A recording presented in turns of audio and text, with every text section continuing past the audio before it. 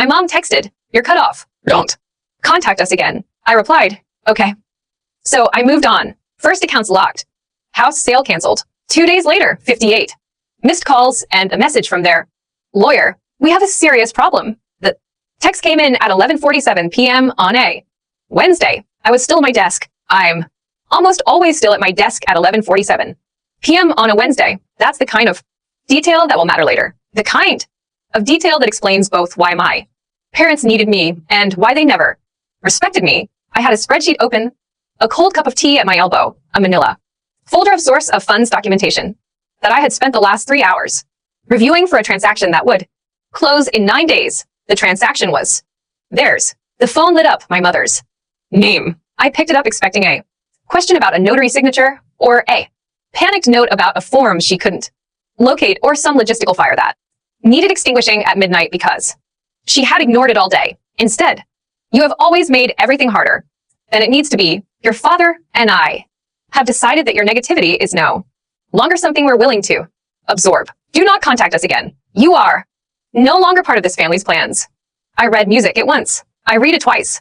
Then I set the phone face down on my desk and looked for a long moment at the source of funds documentation, at the escrow trust summary with my name on it in 3 separate places at the dual authorization banking credentials, blinking in an open tab on my laptop. I picked the phone back up, typed one word. "Okay." She thought she was cutting off the difficult daughter, the rigid one, the one who wouldn't smile through the chaos and perform gratitude for the privilege of being used. What she had actually done was remove the only person holding their entire financial, music, life together. I closed the laptop and then I slept better than I had in months. Let me explain what I do for a living because it matters enormously to what happens next. I'm a senior forensic compliance officer for Hospital Foundations. I have been for 11 years. Before that, I spent 4 years in regulatory audit at a financial services firm and 2 years clerking for a federal judge whose specialty was white-collar financial crime. I have a master's degree in forensic accounting and a professional certification that took 18 months of examinations to earn and that I am very quietly proud of in the way you're proud of things that require genuine suffering to achieve. My job in the plainest possible terms is this. Music, I find out where large sums of money are supposed to go. I discover where they actually went and I build the evidentiary case that makes it impossible for the person responsible to claim they didn't know the difference. I do this for a living. I do it well. I have testified in 4 federal proceedings and I have never. Music once had my documentation successfully challenged. My parents had no interest in my career. The word compliance made my father's eyes glaze in the same way it did at cocktail parties when someone mentioned anything involving sustained effort and no visible glamour. My mother used to introduce me at their social functions as working in finance, something with hospitals, the verbal equivalent of a shrug, a career that sounded impressive in the abstract and produced music, nothing she could display. But they had an enormous, apparently bottomless appetite for what my skill set could do for them. Personally, for 6 years since my father's first significant music business stumble in 2019, I had been their unpaid, uncredited, increasingly music exhausted private risk manager.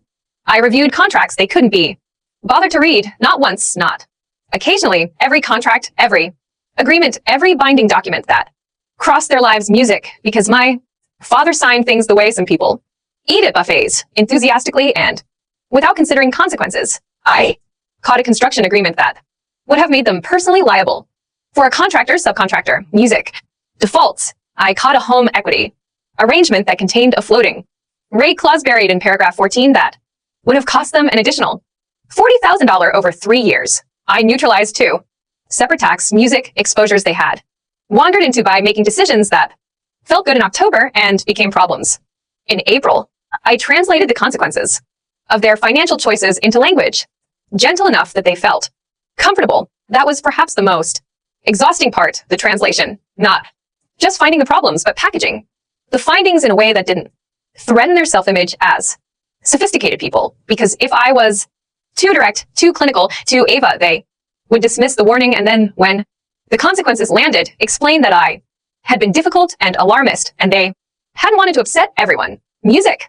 I had learned this early. I adapted. I softened the edges. I kept doing it for 6 years. Their latest project, the one they music referred to as their luxury. Downsizing at the club, the one my mother described in the newsletter she contributes to as an elegant new chapter, was in reality one of the more financially precarious things they had ever attempted, which is saying something. The family estate, a 6-bedroom property on 2 acres that had been in my father's family since the 80s, now carrying a mortgage that had been refinanced twice and a deferred maintenance situation that could charitably be called ambitious. They intended to sell it, use the proceeds to close on an exclusive lakefront townhouse at a development called Harbor View Residences, $1.1 million. New construction, the kind of place that has a concierge and a waiting list, and the particular atmosphere of money that has stopped worrying about itself. To her country club friends, it was a graceful evolution. What those friends were not told, and what I had understood with absolute clarity for 4 months, was that the entire financial sequence was contingent on a chain of legal and administrative steps, music so precisely interdependent that removing any single link collapsed the whole structure, and I was most of the links. I had agreed, reluctantly, with conditions in a conversation my mother reframed as me being difficult about something simple to oversee the legal compliance chain for the transaction. I was the verification contact for the escrow coordinator. My credentials were attached to source of funds documentation that the title company required before proceeding. I had dual authorization over 2 bridging accounts that were carrying the transactions financial weight, while the estate sale and the townhouse purchase ran parallel. My professional indemnification, the personal liability coverage that comes with my certification, was effectively the backstop that made their financial picture look sufficiently stable to proceed. Without me, it wasn't a slightly complicated transaction. Without me, it was an unverifiable, inadequately documented, legally unsupported sequence of money movements that no reputable title company, escrow coordinator, or real estate attorney would touch. My mother knew this. She cut me off anyway. I have thought about this many times since, whether she miscalculated or whether she simply believed, as she had believed for most of my adult life, that when it came down to it, I would absorb the insult and show up anyway, that my professionalism and my fear of consequences would override my self-respect on a long enough timeline. She wasn't entirely wrong about my history. She was completely wrong about this particular Wednesday night, 7:43 a.m. Thursday.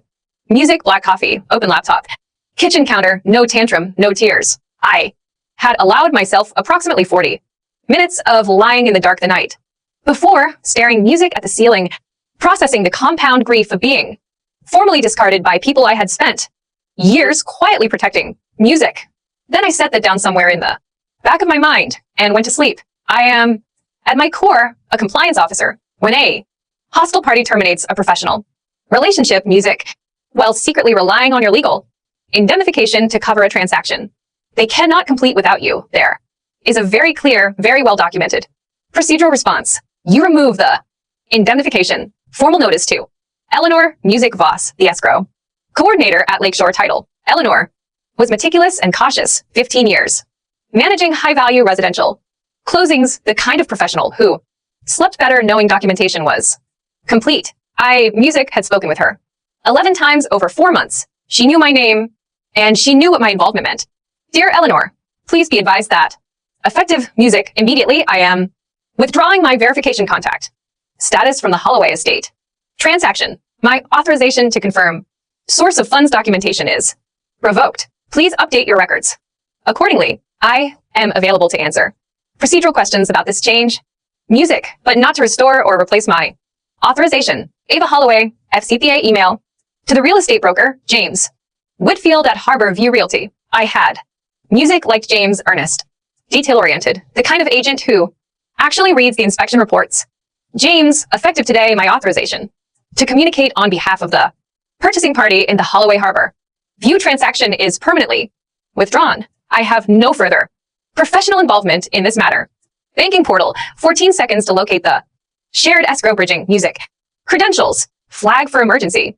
Suspension pending formal review. An automated notification would go to both account holders, my parents, within the music hour. Letter to their accountant, Howard Venn, CPA, who had always been slightly uncomfortable with how much of his client's financial documentation passed through music my desk because it saved time, and who had never once asked whether I had been formally retained, or was simply silently holding their accounting together out of filial obligation. Howard, Music, I am writing to formally notify you that all documents previously routed through my review process will need to be reissued. Independently, my credentials review, chain, and personal indemnification are no longer attached to any aspect of the Holloway family's financial matters. Please confirm receipt. I didn't threaten anyone. I didn't explain myself to anyone. I simply stopped being the invisible infrastructure their entire operation was built on. I refilled my coffee. I opened the case file I actually got paid to work on by 9 o'clock a.m. I was deep in a hospital foundation audit with the particular focused calm that comes from having made a decision you know is correct. Music. The consequences started before I finished my second cup. 9:11 a.m. Eleanor Voss called. I let it go to voicemail. Her message was professional and slightly strained. She had received my notice. She understood she wanted to confirm the withdrawal was not an administrative error and that there wasn't a substitute contact being assigned. Please call me when you can. Ava. 9:47 a.m. James Whitfield called. Also voicemail. Less professional, more frantic. He had apparently called Eleanor first. Ava, I'm getting conflicting information and the seller's legal team is asking questions that don't I need to speak with you directly? Please. 10:23 a.m. Howard Venn emailed. Formal, terse, the language of a man who has just realized he may have made several years of convenient assumptions that are about to become his problem. Received. Please advise whether this withdrawal is retroactive to previously submitted documentation or prospective.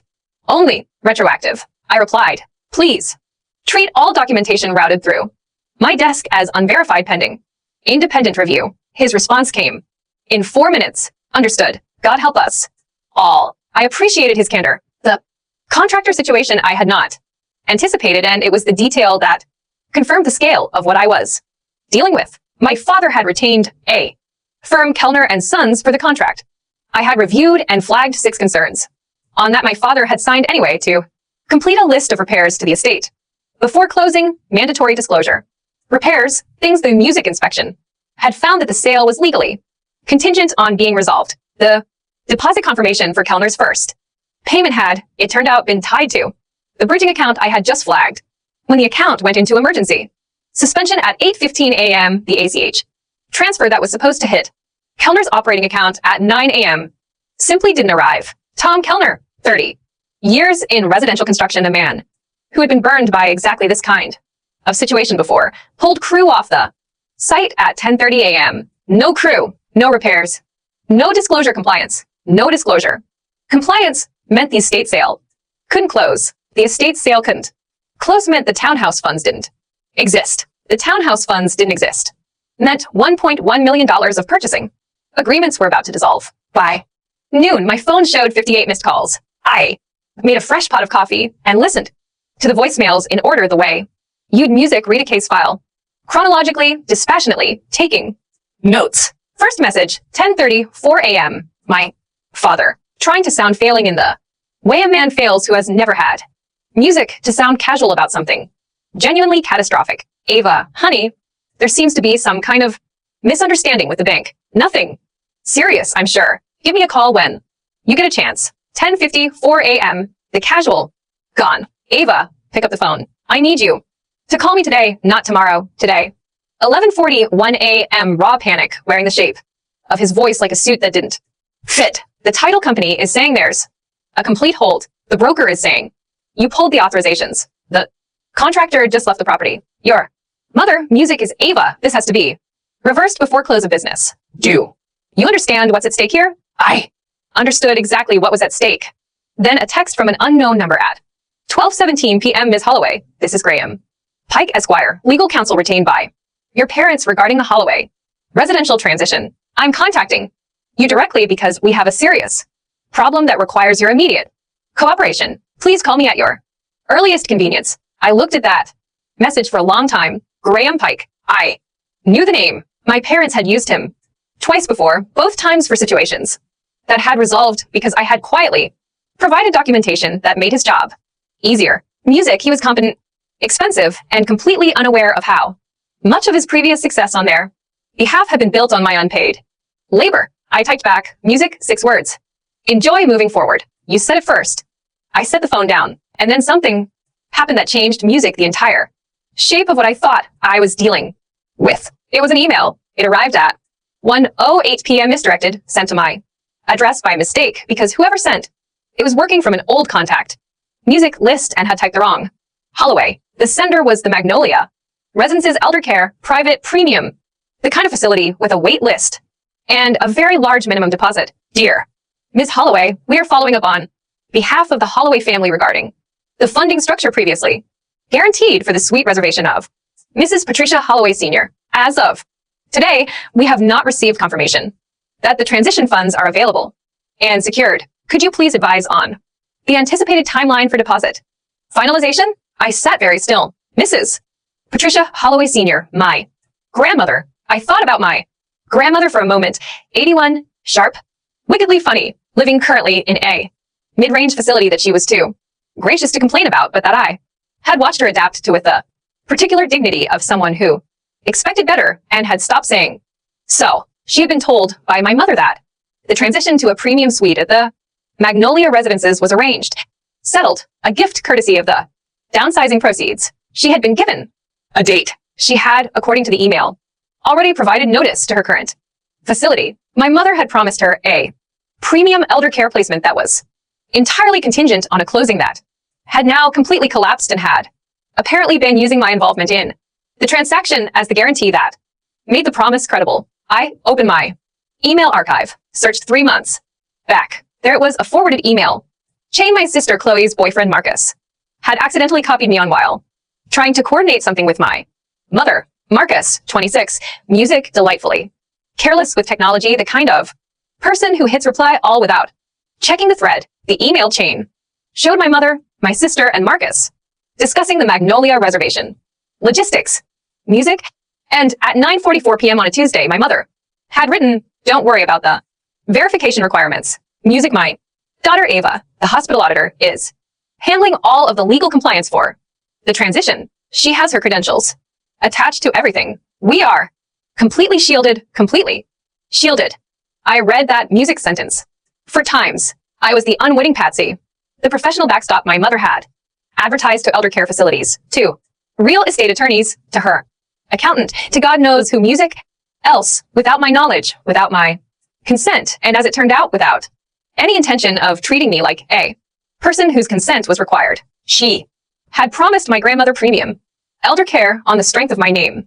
Music, she had sold my professional credibility to cover a financial sequence she didn't have the resources to guarantee. Music, and when I became inconvenient, when I asked too many questions, flagged too many problems, refused too many times to smile, and approved things that shouldn't be approved, she had cut me off fully, expecting that my professionalism, my fear of my grandmother suffering the consequences, my fundamental inability to let people I loved fall through floors I could see, music clearly would force me back to the table. She had built an entire tower of fraudulent promises on top of my silent reliability, and then she had tried to throw me away. I got up, walked to my window, stood there for about 90 seconds, staring at the street below without really seeing it. My hands were completely steady. That's music, the thing about 11 years in forensic compliance, genuine outrage, and the work that responds to it don't feel music.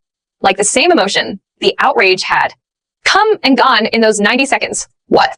Replaced it with something colder and much more familiar. Music. I went back to my desk. I opened a new folder on my desktop, labeled it Holloway documentation, and I started building the case. Forensic accountants are very good at one particular thing that most people underestimate. We build timelines, not narratives, not emotional reconstructions. Music, timelines, documented, time-stamped, cross-reference sequences of events that establish with the kind of clarity that survives cross-examination. Music, exactly who knew what when they knew it and what they did with that knowledge. I had, it turned out, been unconsciously collecting evidence for months. Every email, music I had sent or received in connection with the transaction, every voicemail automatically transcribed by my music phone's carrier, bank portal access logs, showing my authorization dates and the timestamps of my revocation, correspondence with Eleanor Voss at Lakeshore, title, 11 conversations, all documented, music, several containing explicit references to my role as the verification anchor for the transaction. The accountant's emails, the Contractor's payment confirmation tied to the bridging music account, the misdirected Magnolia email, my mother's statement. We are completely shielded. The email chain with Marcus's accidental. CC timestamped. Music unedited, sitting in my inbox like a gift. The 58 missed calls and their voicemails, which in a digital format constituted time-stamped admissions that my parents had known the transaction was dependent on my participation and had attempted repeatedly to compel my continued involvement after I had formally withdrawn it. Graham Pikes. Text, we have a serious music problem that requires your immediate cooperation, which read with professional eyes was an attorney, acknowledging in writing that their legal situation required my active involvement to resolve, meaning the involvement I had withdrawn was not optional, meaning the representation to lenders, music, title companies, and elder care facilities that I was actively managing the compliance chain had been accurate and was now music catastrophically not. I called my own attorney, Diane Okafor, 14 years in civil liability and professional indemnification disputes, the kind of lawyer who picks up her own phone and talks to you like music and adult. Diane, I need an hour. Calendars open at 3 o'clock. What are we dealing with? My mother used my professional credentials as collateral on a real estate transaction she didn't disclose to me, represented to multiple parties that I was actively indemnifying a financial sequence I had not formally agreed to, and is now apparently defaming me to her social circle as unstable and difficult.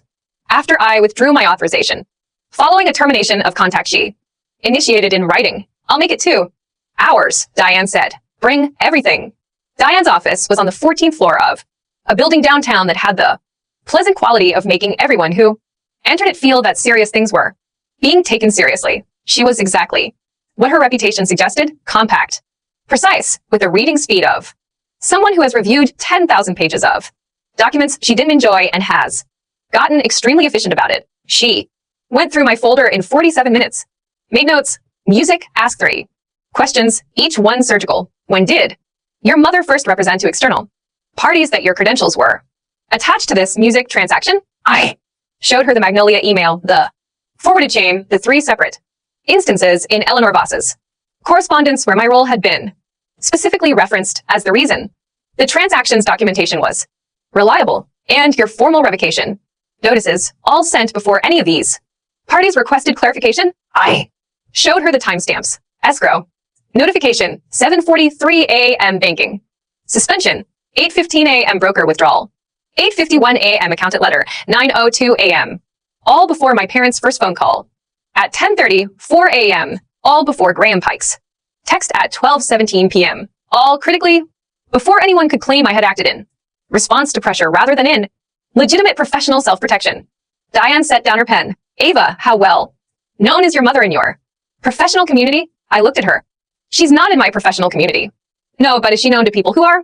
I thought about it. My mother had spent the last decade cultivating a very specific kind of visibility, the regional charitable circuit, hospital, foundation galas, the kind of donor events that attracted the intersection of old money and institutional reputation she gave to causes that put her name in programs she music sat on the planning committee of an annual gala that by coincidence was being hosted in 3 days by the Meridian Health Foundation, where I had built my career for 11 years, where my professional reputation was not a peripheral concern.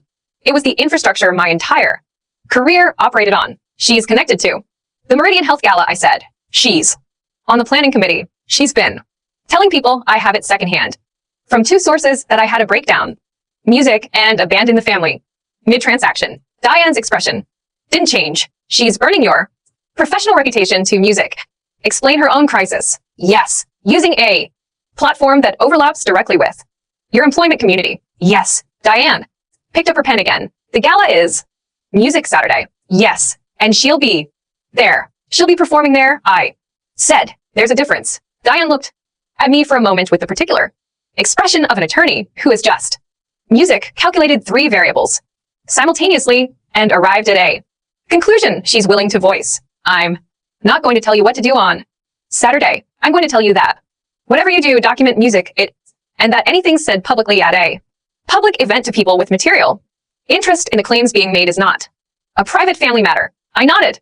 Music also, she said. I'd like you to consider that the Magnolia Residences situation may constitute elder financial abuse facilitation depending on how your grandmother's placement was represented to her and what documentation she received. I had not considered this framing. I considered it now. I called my grandmother on Friday morning. She picked up on the second ring, 81, sharp as a fault line, and the only person in my family who had ever spoken to me like I was worth listening to. Ava, her voice was warm and then immediately careful. Music she could read me across decades and 200 miles of phone signal. Something's wrong.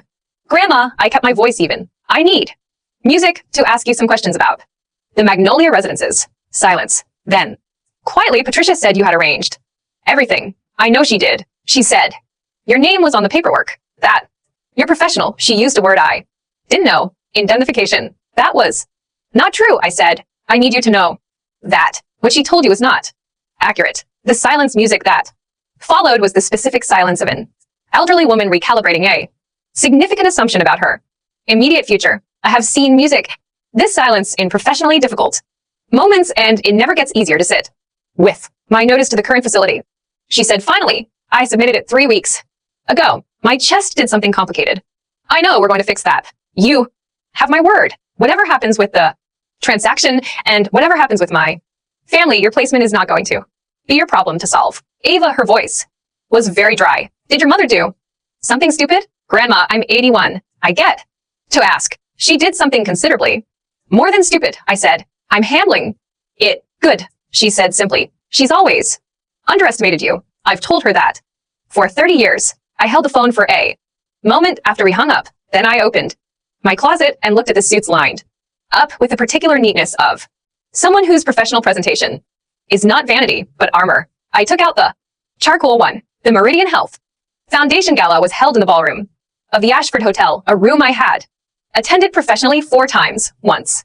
Music to accept an award I was quietly proud of, and 3 times to represent the foundation at donor appreciation events. The room held 300 people. It was at any given moment on this particular Saturday full of physicians, foundation board members, major donors, and the administrative leadership of 4 regional hospital systems. My professional world, the world my mother had been performing in for 2 days, spinning a story about an estranged, unstable daughter who had abandoned her family in the middle of a crisis she'd created through her own emotional rigidity and professional arrogance. I arrived 45 minutes early. I knew 3 board members well enough to speak with. Before the room filled, I did briefly, warmly, in the specific register of someone whose reputation is intact and who is making sure it stays visible. I spoke with Dr. Nathaniel Varga, the foundation's chief financial officer, who had overseen 2 of my audits and had once written in a performance review that I had an almost unsettling capacity for documentation accuracy. I spoke with Sandra Feld, the director of donor relations, who knew everyone in the room and whose opinion functioned as a kind of institutional weather report. I spoke with Congresswoman-elect Judith Ozay, no relation to my attorney, different family entirely, who was being honored that evening and who had met me twice before at professional music functions, not performing, not positioning, just being present, recognizably, professionally, calmly present. At 7:22 p.m., my mother walked into the room. I was standing near the marble fountain at the center of the atrium, speaking music with Sandra. When she entered, I watched her do what she always does: sweep the room, identify the most important cluster of people, calibrate her trajectory. Patricia Holloway, working a music room. She was beautiful at it, always had been. The smile that arrived before the rest of her and made people feel selected. She was mid-entrance, music, mid-smile, hand extended toward someone near the bar. When she turned and saw me, the smile did something very specific. It didn't fall. She's too controlled for that. It compressed.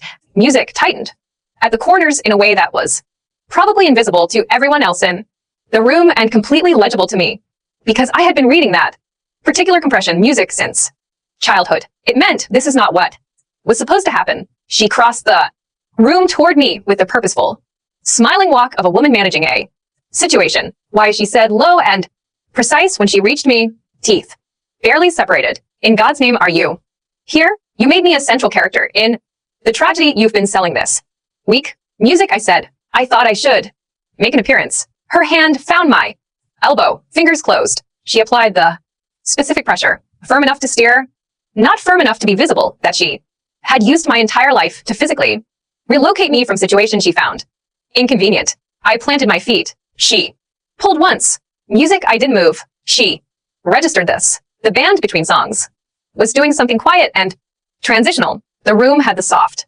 music, self-absorbed murmur of a cocktail hour in progress. No one was watching us specifically. No one needed to be. I pitched my voice at exactly the right register. Not a shout, not a confrontation, simply the clear, measured, caring tone of a compliance officer reading findings into the record. I have music, a few questions for the room since I understand some characterizations about my professional conduct have been shared here this week. The murmur adjusted. Music, that specific, instantaneous, atmospheric shift of a room that has just registered something unexpected.